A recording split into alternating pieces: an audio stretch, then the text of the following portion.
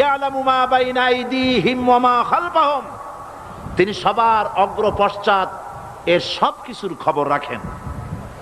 ওয়ালা ইউহিতুনা বিশাইইম মিন ইলমিহি ইল্লা বিমা শাআ,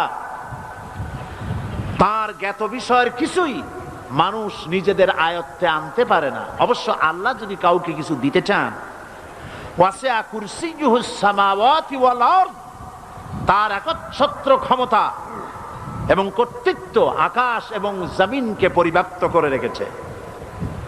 ওয়ালা ইয়াউদুহু হিফযুহুমা ওয়া হুয়াল আলিয়্যুল আযীম, আর আকাশ এবং পৃথিবীর রক্ষণাবেক্ষণ করতে গিয়ে আল্লাহ পাক মোটেই ক্লান্তি বোধ করেন না, আর তিনি হচ্ছেন এক মহান শ্রেষ্ঠতম সত্তা। বলি সাদাকাল্লাহুল আযীম। আয়াতুল কুরসি, এই আয়াতটি আয়াতুল কুরসি হিসেবে পরিচিত।